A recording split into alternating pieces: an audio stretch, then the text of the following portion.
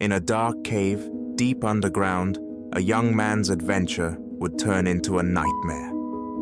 John Jones, a passionate caver, found himself stuck in a narrow passage in Nutty Putty Cave, a place so dangerous that it would become his final resting place.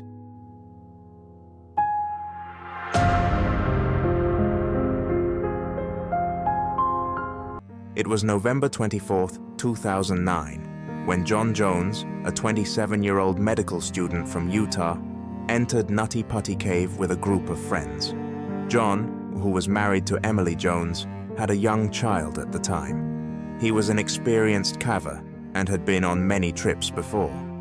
This time, they were exploring a part of the cave known as the birth canal, a very tight, narrow passage just 18 inches wide at its tightest point.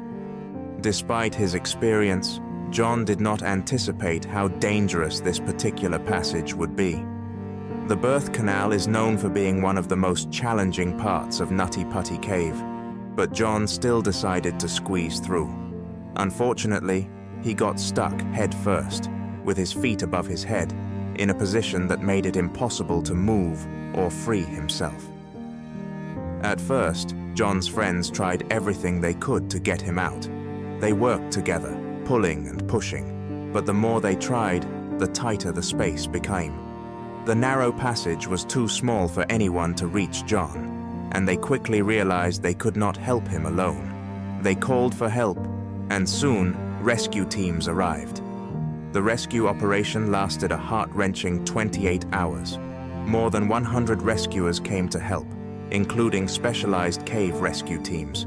They used ropes, cameras, and every tool they had to try and free John. They tried to cut into the cave and clear the space, but couldn't do so in time. John's position was so tight, his breathing was severely restricted, and it became clear that getting him out was impossible. John's feet were above his head, making it even harder to move, and his body was in a position that restricted his airflow. Despite all the efforts, it became clear that the situation was more dangerous than anyone could have imagined. As the hours passed, John's condition worsened. Sadly, he lost consciousness, and after much effort, the rescue teams realized there was no way to get him out alive.